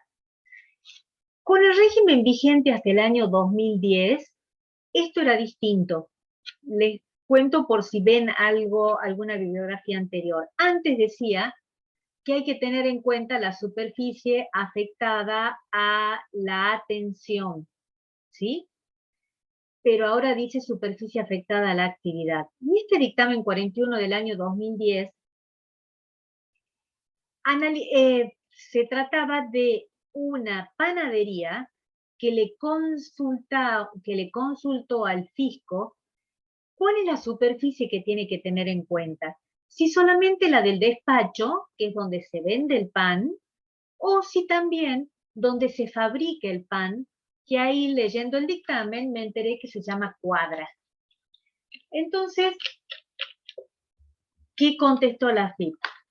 La FIP le dijo, antes decía que era la superficie destinada a la atención al público, pero ahora es superficie afectada a la actividad. Por lo tanto, para usted tomar en cuenta el parámetro superficie afectada a la actividad, tiene que tener en cuenta tanto la superficie del despacho como la superficie de la cuadra, o sea, donde se fabrica el pan.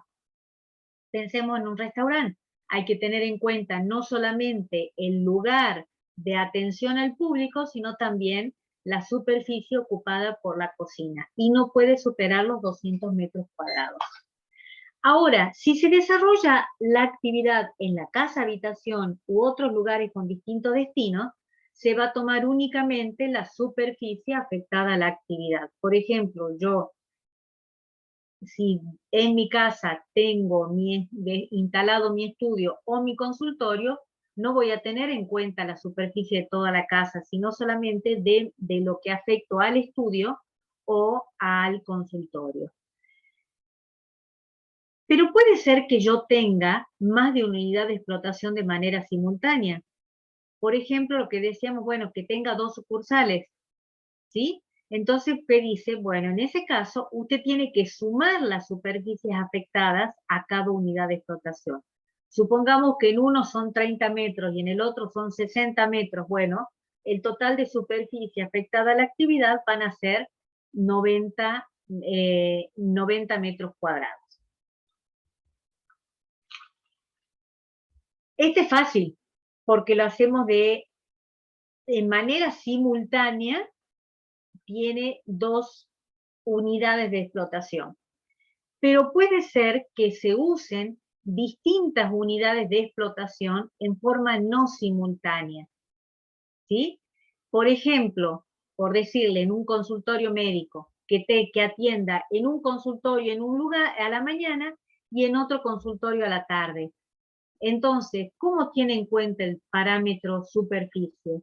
Bueno, la RG 4309 dice que va a tener que considerar la superficie la superficie del local de mayor superficie afectado a la actividad, ¿sí? O sea, la mayor superficie. Pero hay que recordar que no puede tener más de 3 unidades de explotación si no es causal de exclusión, ¿sí? No se va a considerar tampoco el parámetro superficie en aquellas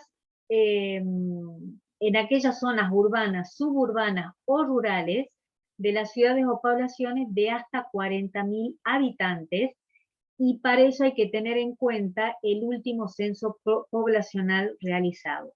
Por lo tanto, si de pronto, no sé, se me ocurre, si San Lorenzo tiene menos de 40.000 habitantes, no hay que tener en cuenta el parámetro superficie. No tengo idea cuántos habitantes hay, pero habría que ir al último censo, que es el del 2010. Creo que recién el año que viene se va a hacer censo.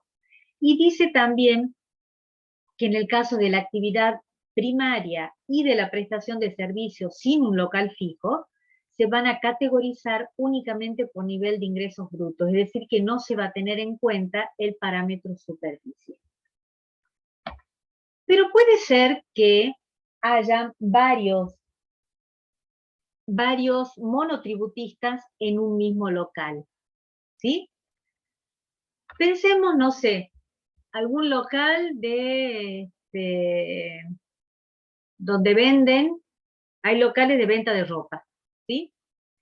Entonces dice, bueno, no pueden haber varios monotributistas en un mismo local, excepto cuando desarrollen las actividades en espacios físicamente independientes, subdivididos de carácter autónomo, o se utilice el local de manera no simultánea. Quiere decir entonces que en esto, bueno, que nosotros vemos, supongamos en los free shop o en los mercados, ¿sí? Donde hay varios locales, bueno, pueden ser porque cada uno es individual, que digamos cada uno es autónomo. De pronto parecería que, supongamos en un estudio contable, no podrían haber dos monotributistas salvo que estén en dos oficinas distintas. Pero me pregunto, si yo soy monotributista y tengo mi escritorio y el que está al lado mío es monotributista y tiene su escritorio, ¿no son espacios físicamente independientes uno de otro y subdivididos de carácter autónomo? Mi escritorio es mío, yo tengo mi galletita, mi llave y mi cajones, ¿sí? Y mi abrochadora, y el de al lado tiene lo suyo, ¿sí? Entonces, bueno, es un tema, esto está desde el origen, allá en el año 98, nunca se ha cambiado. Ahora, ¿qué pasa si se desarrollan actividades simultáneas? Entonces, en ese caso, debe tenerse en cuenta el espacio físico destinado por cada uno de los sujetos a su actividad. Es decir, si tengo varios monotributistas y desarrollan actividades simultáneas, tengo que tener en cuenta el espacio físico que cada uno utiliza. Y si son actividades no simultáneas, bueno, hay que tener en cuenta la superficie del local o el establecimiento que está afectado a la actividad. Entonces vamos sumando cantidad de actividades, parámetro ingreso, parámetro superficie, que no puede exceder los 200 metros cuadrados, y el próximo parámetro que tenemos es energía eléctrica consumida. Hay que considerar también el consumo de la energía según las facturas vencidas en los últimos 12 meses anteriores, bueno, dice a la finalización del semestre que corresponde a la recategorización. El máximo de consumo son 20.000 kilowatts en los últimos 12 meses. 20.000 kilowatts en 12 meses son 1.660 kilowatts por mes. Que de pronto uno dice, suena mucho, pero en realidad en cuanto uno prende un aire acondicionado, no es mucho. Y fíjense en que el consumo de energía es exactamente el mismo para un local o para un monotributista de Tartagal, uno de Buenos Aires o uno de Tierra del Fuego. Siempre se ha dicho que en realidad el consumo de energía debería tener vinculación con el lugar donde se desarrolla la actividad. Y fíjense en que el superar los 20.000 kilovatios también origina que uno pueda quedar fuera del monotributo. Y hace muchos años me sucedió de una persona que lo habían excluido del monotributo porque se había pasado en 12 kilovatios. ¿Sí? Con lo cual, generalmente no le damos mucha importancia al parámetro de energía eléctrica consumida, pero tenemos que tener en cuenta que el fisco tiene la información de cuánto es lo que se consume de energía. En consecuencia, es un parámetro que sí se tiene que considerar al momento de, bueno, de parametrizar o de ver si puede encuadrar dentro del monotributo. Ahora, ¿qué pasa si se desarrolla la actividad en la casa habitación o en otros lugares con distinto destino? Bueno, dice que hay que considerar la energía eléctrica consumida en dicha actividad. En realidad esto surge de este fallo ¿qué sucedía con este, en este fallo? ¿De qué se trata? Era un señor que daba alojamiento. Tenía, creo que eran 23 habitaciones en la casa, de las cuales 19 daba alojamiento y 4 vivía. Y el fisco y tenía un solo medidor. Entonces, ¿qué dijo el fisco? Usted usted, como no tiene medidores individuales, usted está superando la energía eléctrica, no puede ser monotributista. Bueno, ¿qué dijo el Tribunal Fiscal? Acá, en realidad, hay que proporcionar a las habitaciones que están afectadas a la actividad. Entonces, divida por 23, multiplique por 19, eso es lo que está afectado a la actividad, y si no supera el parámetro de los kilowatts, entonces puede seguir siendo monotributista. Y fíjense en que la norma lo que dice es que si existe un único medidor, salvo prueba en contrario, se va a considerar que se afectó un 20% a la actividad grabada para actividades de bajo consumo energético, y se va a considerar que se afectó un 90% a la actividad grabada para actividades de alto consumo energético. Pero en ningún lugar se define qué es alto consumo energético o bajo consumo energético.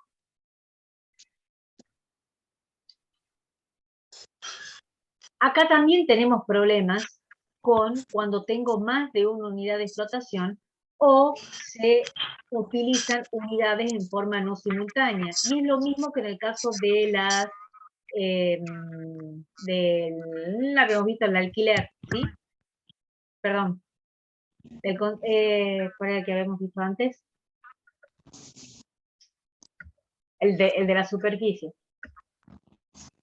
Dice, si se trata más de una unidad de explotación, hay que sumar los consumos de energía eléctrica de cada una de ellas.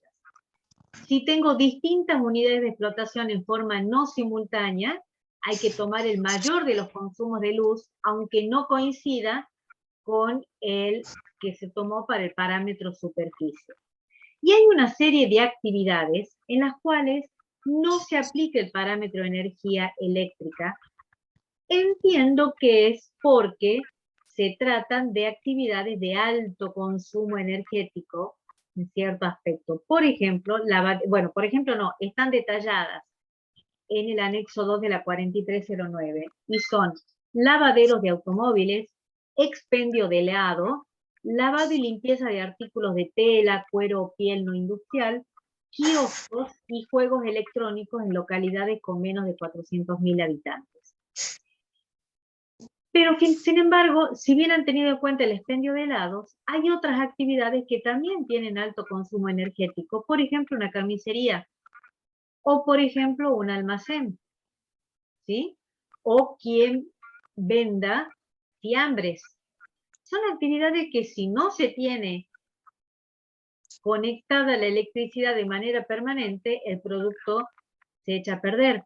Entonces, ¿por qué no se aplica el parámetro de energía eléctrica en un kiosco y sí se tiene que aplicar en el caso de una carnicería?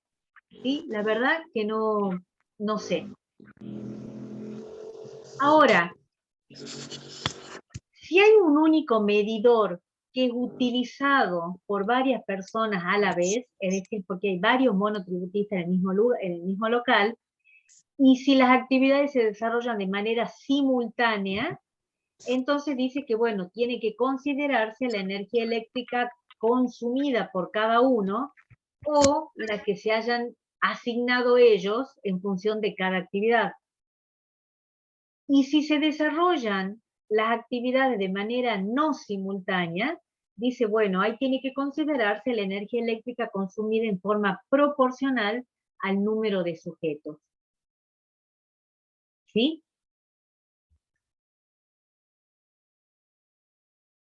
Perdón, vuelvo a pasar el mismo aviso que pasamos al principio, porque están 9:30 y capaz que se empiezan a ir, que la clase de consulta no es mañana a las 2 de la tarde, sino a las 8 de la noche, ¿sí? Y en la plataforma tienen el link. Bueno, acá no termina la historia, ¿Qué otro parámetro tengo que tener en cuenta? Alquileres devengados.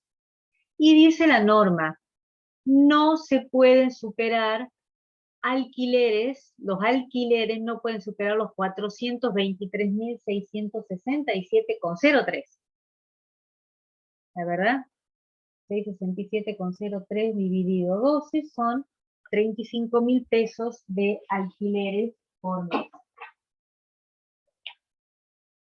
¿Sí?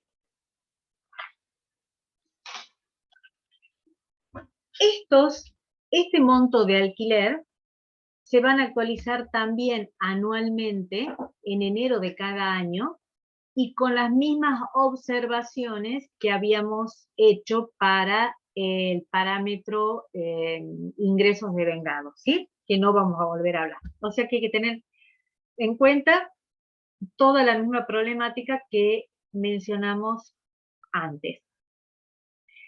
Y comprende toda contraprestación en dinero o en especie derivada de la locación, uso, goce o habitación y se toman los alquileres devengados. Y si decimos que son 423.000, son 35.300 pesos de alquiler mensual, en realidad no es un monto tan alto de alquileres. Y ustedes van a decir, bueno, ¿y cómo se entera el fisco? El fisco sabe cuánto es lo que está pagando cada monotributista de alquiler. ¿Por qué? Porque todo locador está obligado a emitir un comprobante electrónico. Ya lo han visto en la clase la semana pasada. Y al emitir el comprobante electrónico indica quién es el locatario. Y al indicar quién es el locatario, sabe que es monotributista y sabe cuál es el monto del alquiler. O sea que tiene toda la información.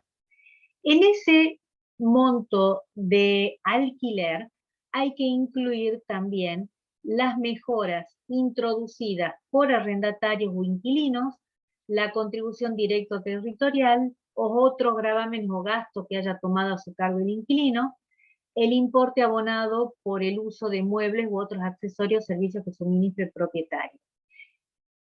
Con el tema del parámetro de alquiler, este no es el parámetro, digamos, esto no es un parámetro que tiene que observar el monotributista que quiera ser monotributista por los alquileres que paga, ¿sí?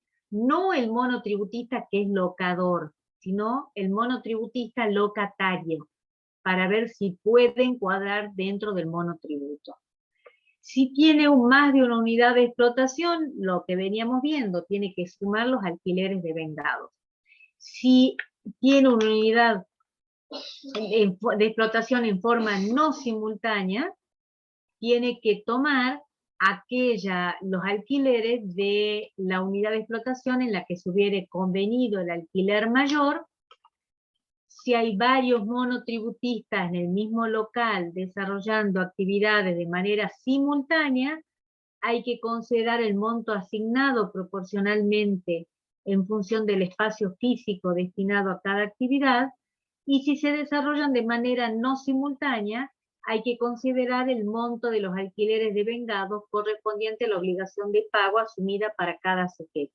Les vuelvo a decir, todos estos elementos del parámetro alquileres es de los alquileres pagados por el contribuyente, por quien pretende ser monotributista. Permítame que vea, acá veo que hay en el chat. Ah, bueno. Perdón. Sí, mañana tenemos clase de 6 a 8 y después la consulta de 8 a 10. Entonces, vemos hasta ahora los parámetros. Cantidad de actividades, parámetro ingreso, superficie afectada a la actividad, consumo de energía, alquileres. Y tenemos el precio unitario de venta, que es aplicable únicamente para venta de cosas muebles y que ha sido fijado en 39.401,62 por unidad, ¿sí? Quiere decir que de pronto, no sé, se me ocurre que quien venda muebles no podría ser monotributista, porque supera el monto. O quien venda artesanías, porque puede tener alguna artesanía que le supere ese monto, ¿sí? O un joyero no podría ser monotributista. Este monto también es actualizable anualmente con todas las mismas observaciones que vimos anteriormente. Y la última limitación era que habíamos dicho en cuanto a la importación de bienes o servicios, que no puede encuadrarse en el régimen quien haya realizado importaciones de cosas muebles para su comercialización posterior o importación de servicios con idénticos fines durante los últimos 12 meses calendarios.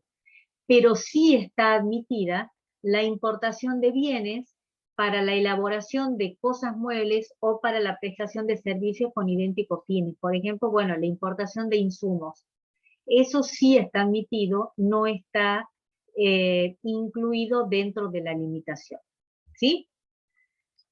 También dice, bueno, esto es lo que ya habíamos visto, la actividad primaria y prestación de servicios sin local fijo se categorizan exclusivamente por el nivel de ingresos brutos. ¿Sí? Bueno, hasta acá, ¿cómo van? ¿Fácil, muy fácil? ¿O seguimos para adelante nomás? Bueno, ¿cómo se produce la adhesión al régimen y la forma de pago?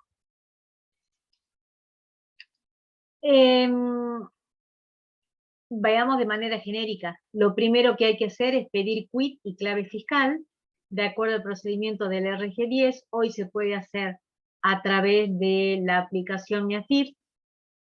Después hay que entrar en la página, confirmar los datos biométricos, hay que dar de alta la actividad económica, hay que informar un email y un celular, hay que dar de alta el domicilio fiscal electrónico y recién se va a poder entrar al servicio que se llama Sistema Registral, Registro Tributario, Registro Único Tributario, para efectuar la adhesión y obtener la credencial de pago, y también es este procedimiento a través del cual se da de alta en el régimen simplificado de Salta.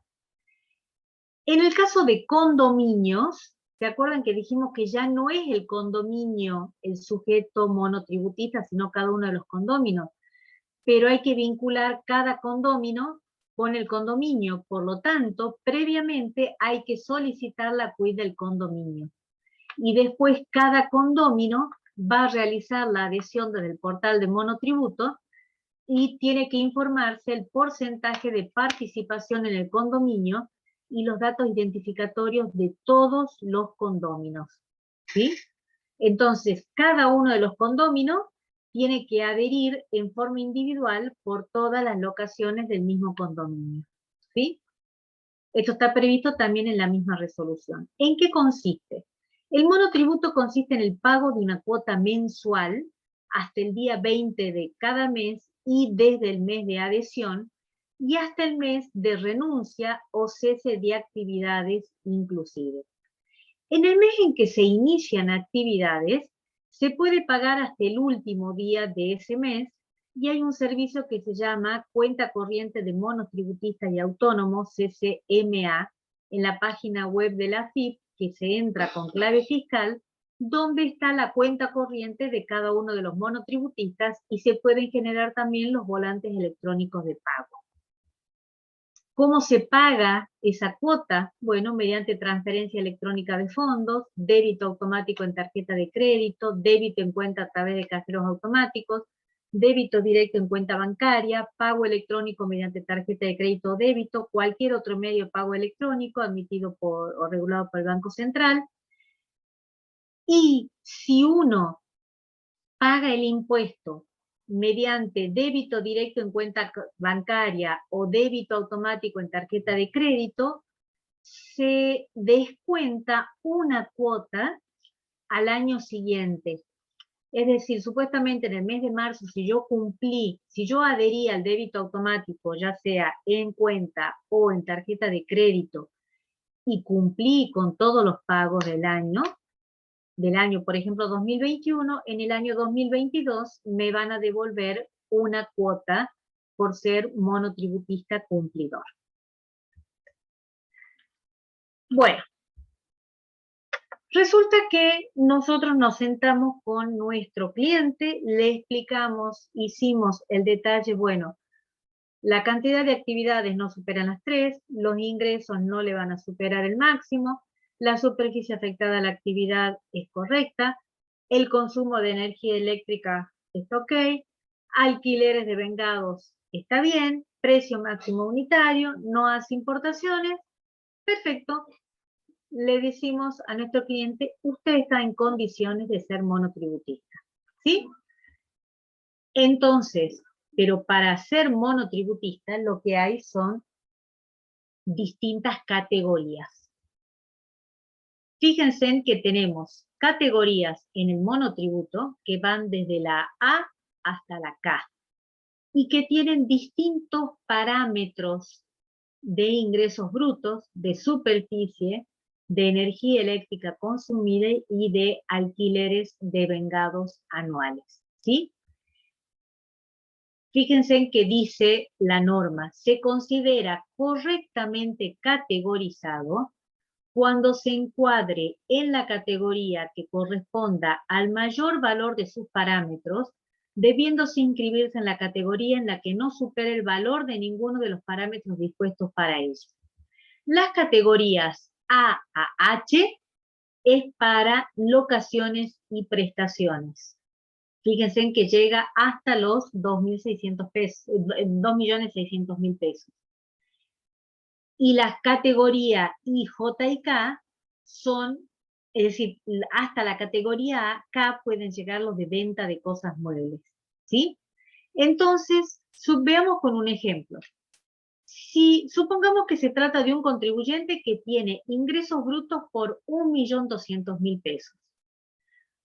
Si solamente le encuadraría por ingresos brutos, ¿en qué categoría entraría?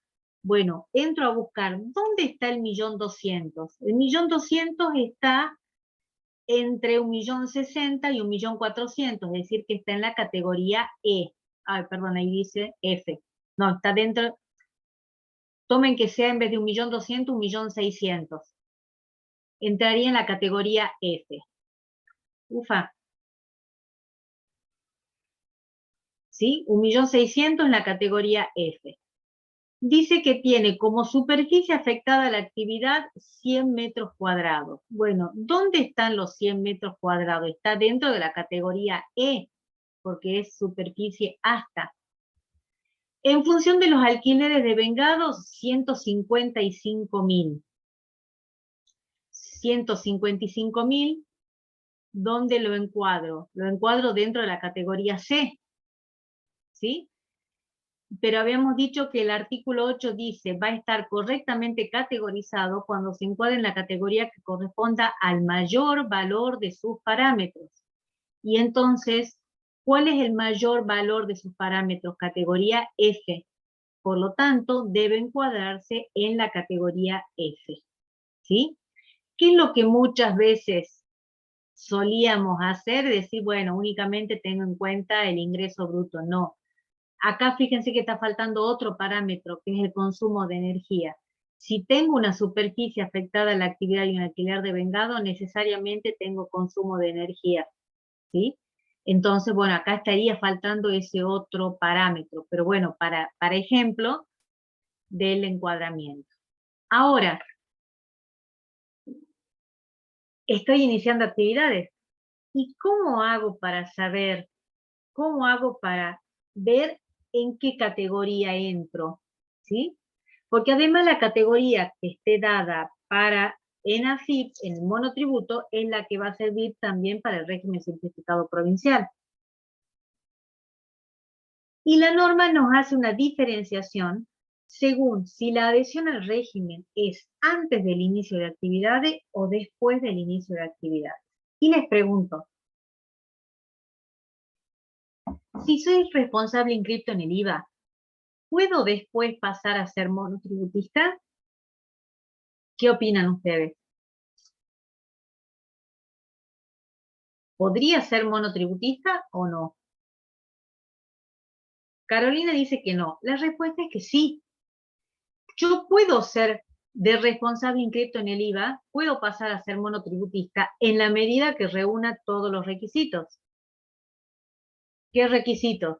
que no tenga más de 3 actividades, que los ingresos brutos no superen 2.600.000 o 3.700.000, depende de la actividad, que la superficie no exceda 200, que la energía eléctrica no supere los 20.000 kilowatts y que los alquileres de vengado tampoco superen. De hecho, por ejemplo, tengo el caso de un médico que ya está en etapa de casi jubilarse, que está trabajando menos y que de responsable inscripto pasó a ser monotributista. O sea que sí puede pasar de inscripto a monotributista en la medida que se den todos los parámetros. Y por eso es que el régimen hace una diferenciación antes del inicio de actividades y después del inicio de actividades. Dice, bueno, antes del inicio de actividades y sin haber tenido ingresos anteriores, yo no sé cuánto, es decir, no tengo un historial de ingresos. ¿Cuál es el único parámetro conocido que tengo? Bueno, en ese momento puedo tener 2 parámetros conocidos. Superficie afectada a la actividad, o en su caso, en su caso, el monto del alquiler pactado. Entonces me voy a categorizar presuntivamente teniendo en cuenta alguno de esos 2 parámetros. Pero si no existen esas referencias, bueno, dice la norma, haga una estimación razonable. ¿Sí? O sea, si usted supongamos que no sabe qué superficie o no tiene un local fijo, entonces dice, bueno, haga una estimación razonable. Y dice también, si se trata de actividad primaria y prestación de servicios sin local fijo, bueno, ahí en ese caso se categorizará exclusivamente por el nivel de ingresos. Y ahí el único parámetro que va a hacer es una estimación razonable. Ahora, la adhesión dice que tiene efectos a partir del 1 del mes siguiente al que se efectúa.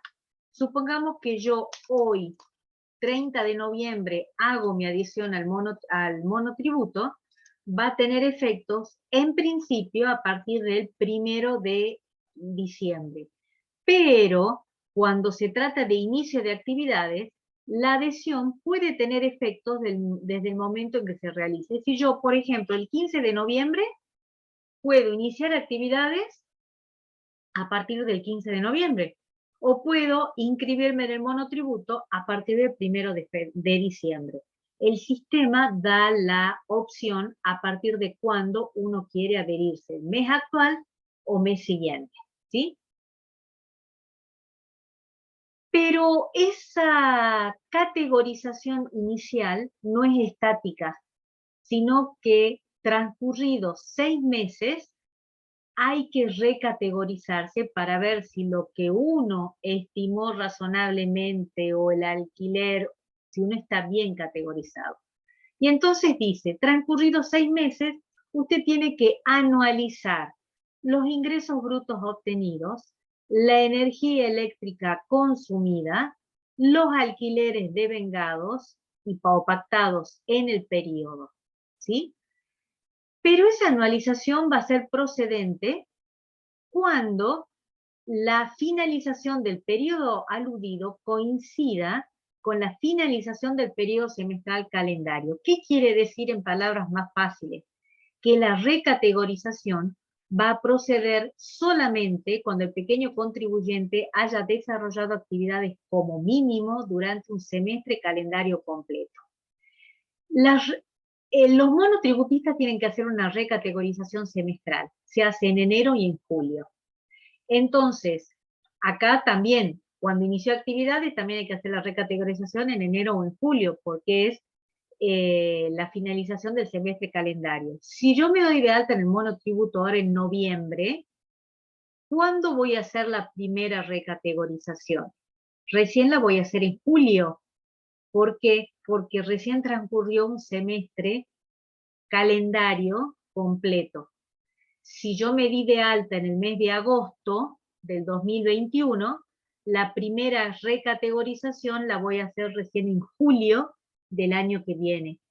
¿Por qué? Porque agosto, septiembre, octubre, noviembre, diciembre no fue un semestre calendario completo, ¿sí? Por ejemplo, supongamos que, ¿cómo hago la anualización? Inicio actividades en junio del 2021 y se inscribió en la categoría C. La recategorización, ¿cuándo la va a hacer? Cuando haya transcurrido un semestre calendario completo, o sea, en enero del 2022. Entonces, ¿cómo hago la anualización? Sumo los ingresos, esto nada más que teniendo en cuenta el parámetro ingreso, con la energía sería lo mismo. El total acumulado son 793.500. ¿Cuánto sería la anualización? Bueno, si esos 793.500 son por 7 meses, si lo anualizo es 1.360.000. Quiere decir que en el mes de enero me tengo que recategorizar en la categoría E, porque son los ingresos hasta 1.400.000 pesos. ¿Sí? Cuando se inició actividades y se hace esta anualización, pueden suceder tres cosas. Que mantenga la misma categoría, entonces no se hace nada. Que cambie de categoría, entonces debe recategorizarse en función de la proyección realizada, ya sea en la categoría superior o inferior, o puede ser que supere los parámetros.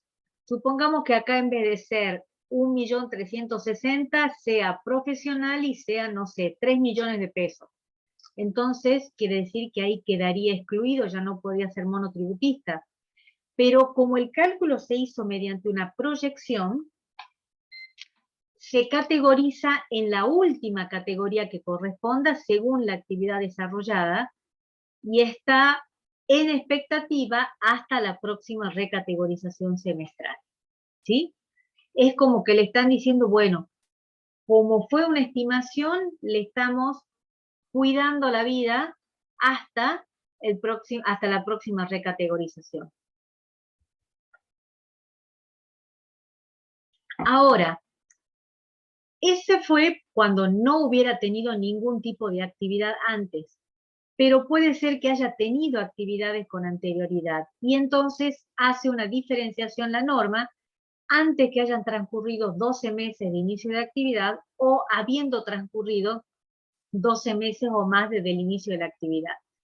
Si yo me estoy incorporando en el monotributo y tengo datos concretos, pero que no cubren 12 meses desde inicio de actividad, entonces dice, bueno, anualice los ingresos brutos y la actividad y la electricidad consumida, considere los alquileres de vengados y la superficie, y si bien la norma no dice nada, bueno, entendemos que es aplicable lo previsto para el inicio de actividades en cuanto a la anualización y categorizarse en la mayor, digamos, en la categoría de la mayor de los parámetros. Pero si ya transcurrieron más de 12 meses, quiere decir que ahí ya tiene parámetros reales.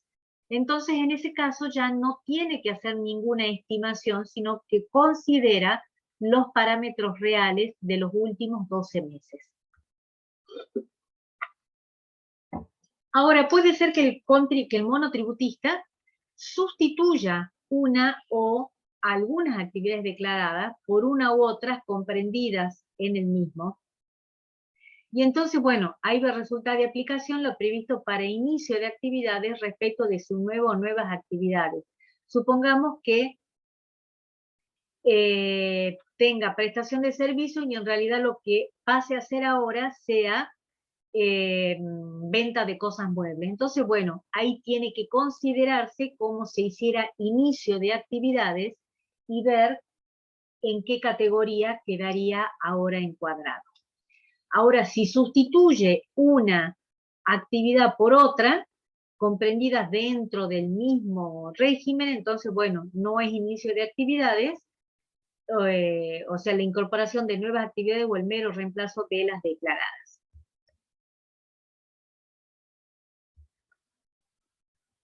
Bien, a ver, sí, hagamos la recategorización. ¿Me aguantan 5 minutos más? Porque no sé cómo vamos a hacer para terminar mañana. Yo les anticipé que a la finalización de cada semestre calendario hay que hacer una recategorización, hay que calcular los ingresos brutos acumulados, la energía eléctrica consumida y los alquileres devengados en los últimos 12 meses anteriores, así como la superficie afectada a la actividad, Y si encuadra en una categoría diferente en la que estaba encuadrada, tiene que recategorizarse. Y esa recategorización tiene efectos a partir del segundo mes inmediato siguiente al último mes del semestre respectivo. Dicho en palabras fáciles, a partir de febrero o agosto. La recategorización se hace en enero y en julio. Se debe realizar hasta el 20 de enero y el 20 de julio de cada año, y si es feriado, el día hábil posterior. Pero la nueva categoría se paga a partir del mes de agosto, a partir del mes de febrero y agosto respectivamente. No deben recategorizarse quienes permanezcan en la misma categoría y quienes inicien actividades y no haya transcurrido un semestre completo, como habíamos visto hace un ratito. ¿Y qué pasa si no me recategorizo? ¿Sí? Porque bueno, si no me recategorizo, ¿qué quiere decir? Que sigo quedando en la misma categoría. ¿Sí? O sea que es una ratificación de la categoría declarada con anterioridad. O sea, únicamente me voy a recategorizar si subo de categoría o si bajo de categoría. ¿Puedo un semestre subir de categoría y al semestre siguiente bajar de categoría? Sí. ¿Puedo subir 2 semestres y bajar 3 semestres? Sí puedo, ¿sí? Bueno, supongamos acá, en este caso, que no vayamos a la otra tabla, pero supongamos que los parámetros de ingreso, 820.000 pesos, va en categoría D. Por la superficie encuadra en la C. Por la energía eléctrica encuadra en la E, y por los alquileres en la C. Entonces, debe encuadrarse en la categoría E, por ser el parámetro de energía eléctrica, que lo obliga a estar en esta categoría más alta, pese a tener ingresos inferiores en dicha categoría. Esto se hace a través de la página web de la AFIP, donde uno lo que hace es ingresar los parámetros, o sea, 820, 55, 11.500, 155.000, y el sistema solito va a decir, en función de los datos que has ingresado, tu categoría es la categoría E, ¿sí? El servicio se habilita el día 1 del mes de enero y 1 del mes de julio. Si yo hoy quiero adelantar trabajo y hacer la recategorización que va a ser en enero, no lo puedo hacer, ¿sí? Y se puede hacer únicamente hasta el día 20 del mes en que se trate. A partir del día 21 se supone que se bloquea. En algunas oportunidades quedó activo el servicio hasta el último día del mes, pero normalmente es hasta el día 20, o sea que hay que hacerlo hasta el día de vencimiento de la recategorización, ¿sí? Bueno, ¿los mareé demasiado? Hasta ahora, ¿qué opinan? ¿Es fácil, muy fácil? ¿O de simplificado no tiene nada? A ver qué opinan ustedes. Si alguno se anima a hablar. Gabriela dice que es complejo. Es muy complejo. Es muy complejo. Yo no sé si en estos momentos es más fácil tener un cliente responsable inscripto que un cliente monotributista, ¿sí? Porque lo podemos manejar más. Y ya mañana, cuando veamos todos los motivos por los cuales deja todo lo que hay que tener en cuenta y hacer el seguimiento para ver si sigue siendo monotributista o no, es un régimen muy complejo. Lo más probable es que sea la primera herramienta de trabajo que ustedes tengan, y obviamente va a ser la primera adhesión o el primer encuadramiento que ustedes hagan cuando ejerzan la profesión, ¿sí? Por lo tanto, me parece que es importante tener claro, o por lo menos los lineamientos básicos del monotributo. Bueno, siendo las 10 de la noche, yo seguiría hablando 2 horas más, pero ya sería un abuso, ya deben estar con la cabeza así del monotributo. Así que bueno, si Dios quiere, nos vemos mañana a las 6 de la tarde y vamos a ir recontra corriendo para tratar de abarcar todo lo que nos queda del monotributo, que es mucho, ¿sí? Lo más probable es que no logremos terminar todo, pero bueno, después ustedes van a tener el material. ¿Mm? Bueno, gracias y nos vemos mañana si Dios quiere. Gracias. Hasta mañana, profe, gracias. Gracias. Gracias.